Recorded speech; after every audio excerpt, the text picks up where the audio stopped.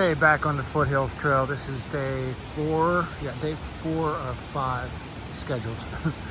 Yeah, me, myself, Beth over there. 8 o'clock in the morning, 63, 62 right now. That was the low last night. We have a big climb up out of this valley to lower Whitewater Falls. Should be an observation thing. It's supposed to be a really nice waterfall. Then we drop back down, and then we have a twice as big a climb after that to get up out of that valley. That should be our biggest climb of the day there, but we got like 16 to 17 miles there depending on how far we go. We do have a food drop, and yeah, we're trying to get out of here. One more campsite so hike today and hike tomorrow. You can see it. There's somebody got a food bag stuck up in this tree, and I don't know what they were thinking. This is like right below it is just a cliff to the river. Like, how are you even going to get to it? That's insane. All right. Well, anyways, here is the another view of the Thompson River. Pretty nice. We just came across the bridge, and there's somebody left a tent here. That's probably the same person who's been leaving gear all over the place. We had to give a shout out to the people who dragged a chainsaw all the way out here. I think Beth said there's a section, like a 20-mile section of this trail where there's no road crossings. And pretty sure we're into that section. we have been into that section. I can't remember the last time we crossed the road. Last 2 days. Lower Whitewater Falls. The overlook is, I'm assuming that's supposed to be 0.9 miles that way. Yeah, we're not gonna go do it. It's supposed to be like massive, like super high. Otherwise, we got enough miles to do rather than to go 2 miles round trip out of the way. We're just about to start our biggest climb of the day. I think it's about 1,600 feet. I'm not looking forward to this, and it's not even that hot out. It's only 70 degrees. I probably can't see it because these rhododendrons are in the way. There's a really, really nice waterfall way up there. Yeah, I'm not going to be able to get a good picture of it.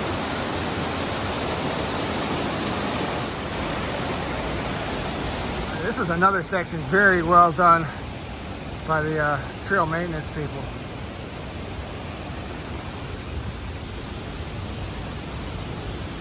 Still working on this climb. I was just coming up the trail from behind me here, and I saw this up ahead. And I thought, there's no way if that's where the trail goes, I'm stuck. Unfortunately, it's switchbacks over here. I don't know which mountaintop I got to get to, but it's more than likely that one over there. The main trail goes over that way. At 281, that's where our food drop is, so 0.8 miles, I guess. This Whitewater Falls overlook, 0.1 miles. I'm going to walk over. I don't know which way Beth went. And, yeah, I don't know what to do. I guess I'm going to go over here, check out the falls, and then come back this same way. Because it's got to lead to the food drop. And I'll put a screenshot in right here, because if she could go either way. She could have gone to the right to see the falls or stayed on the White Blazes here, and they're going to come back together. So hopefully eventually I find her somewhere. All right, here's my dilemma. There's a ton of stairs to get up to that observation deck. A ton of stairs. Like I said, I could keep going around that loop that parallels the main trail, but who knows what that's going to be like. I'm going to the top. I think I hear a voice up there. This is the upper Whitewater Falls. It's the highest waterfalls west of the Rocky Mountains. I think it's 411 feet. There's a ton of more steps coming up from the observation deck. And there's supposed to be a parking lot up here with bathrooms. I've been asking some people if they know what road this is, because I got to find where Foothills crosses 281.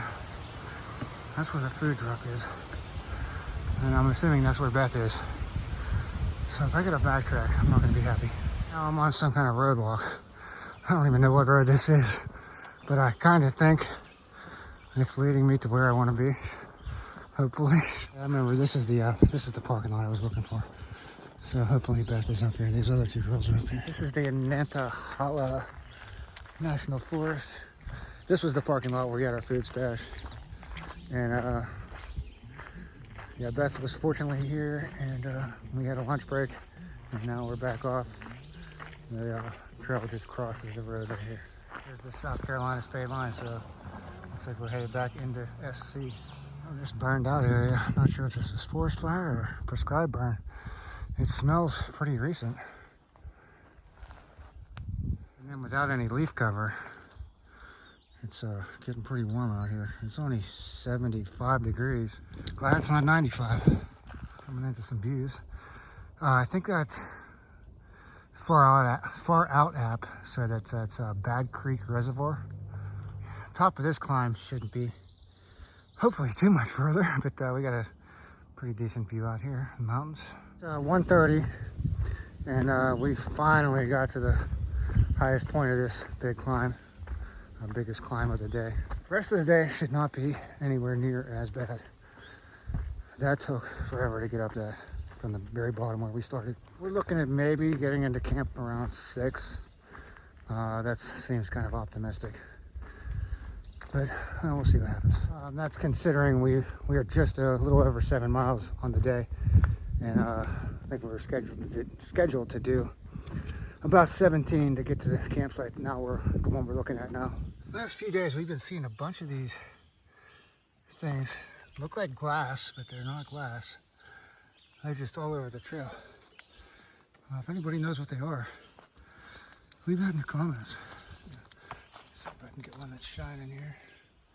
Well, I guess back when we crossed Route 281, we could see the South Carolina state line on the road. That wasn't the trail did not cross back over until now. We've covered 52.6 miles. I don't know what road this is. There's, looks like a restrooms over there, but there's a picnic table. And I think Beth is over here. Trail goes right there. This was on this picnic table, so there's a car over here. Apparently it does shuttling service for hikers.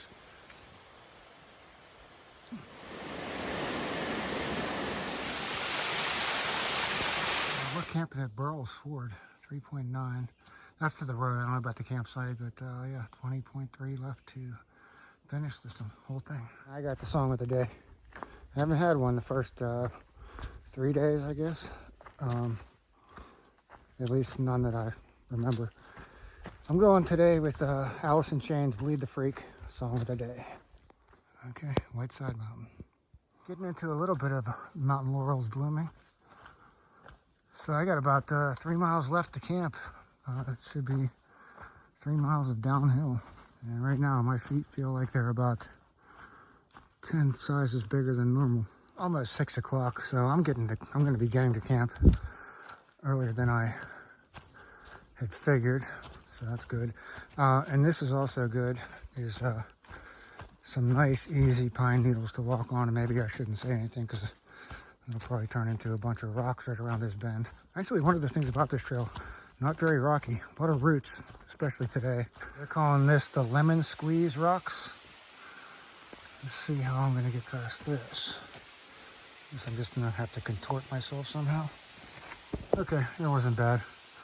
My pack was scraping going through, but I made it no problem. Here's the Burles Ford campground parking lot. And I'm not liking how many cars are over there. There's 1, 2, 3, 4, at least 5. I'm not sure how many campsites are over here at the campground, but hopefully those are all day hikers.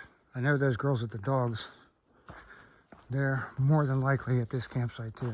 So this campsite is kind of like the Talks Away campsite that we stayed at on the second night with tent pads and everything. There's individual sites, first come, first served. 16.4 tomorrow from right here. Okay, here's the problem. I just came out here where I am here, and this campground is split into 2 parts. So I guess this way has this loop, and the other way there's more camping that way. I don't know which way Beth went, so I'm going to try the short way up this loop and see if I can find her. Check it out, it's 8 o'clock. I found Beth down here. She's setting up her tent. I'm already ready to go over here. It's not supposed to rain tonight, for sure. So I'm just going to leave the thing in the snake skins and take a chance. We do have a bear box here.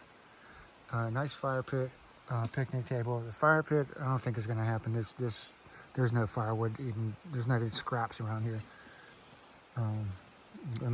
We could burn some of this leftover stuff, but There's not even twigs to even start a fire with. We have the creek behind us. I don't know what creek that is, but you had to kind of climb down to. It wasn't terrible. But, we do have the neighbors over here who arrived at the same time that I did. They have the dogs, so hopefully they're not barking. And there's neighbors over there too. They were chopping firewood, so that's the only noise I really heard from them over there. Maybe they have some leftover firewood. Maybe we can borrow their hatchet. All right, here at Burrell's Ford Campground. This is the Chattooga River over here. I found out what it's called, Chattooga River. It's almost 9 o'clock in the morning, so mostly packed up. It's 61 right now. It got down to 58 last night, and 81 was the high yesterday. And yeah, I went without the tarp last night, and I woke up to what I maybe imagined was raindrops on my face. But yeah, I didn't have to get up and drop the tarp, so that was good. And we got today's extraction day, 15 miles or so to get out. 9:45, and we are leaving camp at 67 degrees. We got back off the on the connector trail. We're back on the main foothills. Here's the Chattooga River. Now look at this big old dead pine tree right on the edge of this cliff, if you want to call it, boulder. It's all, the boulders are falling down. This is crazy how that tree's still up there. This is just beautiful down here. Well, check this out. This is really cool. There's an entire beach right here. Nowhere to hang a hammock, but might be a really nice tenting spot.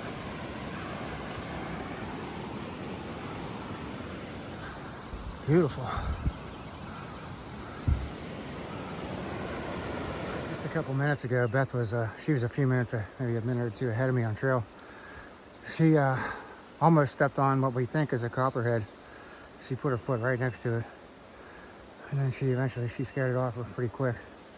But I told her to send me a picture of the snake, and we'll put it in here if anybody can verify copperhead. That's what I think it is.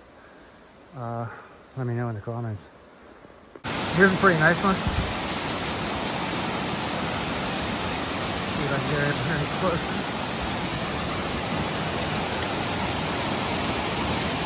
A little over 7.5 miles in today. We got about 8 miles left. So we decided to take a break back there, fill up on water, and hopefully that'll be our last break of the day. 78 degrees right now. And we have two uphills left for the day. And this is kind of the beginning of one of them. I don't think they're going to be as difficult as the big one we did yesterday. All right, song of the day, day 5. I got to go. Parliament, bop gun. Got to get over the hump. I got to get over this hump here. And then downhill, and then one more hump that I got to get over. We made it. 76.2 miles according to that sign. We are at Oconee State Park Western Terminus. There's the parking lot. So here's the plan. Wherever the car's at, I'm gonna try, the first thing I wanna do is find a vending machine that has ice cold drinks in it. Then they got showers here, that's number 2. And then there's about a mile down the road, or a few miles down the road, there's a convenience store that has a beer cave and pizza and firewood.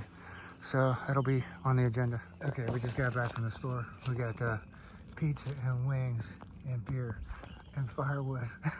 And life is good. 20 to 9 in the morning. Here's my view of the lake from the hammock. Nice fire going over there. Dry some clothes.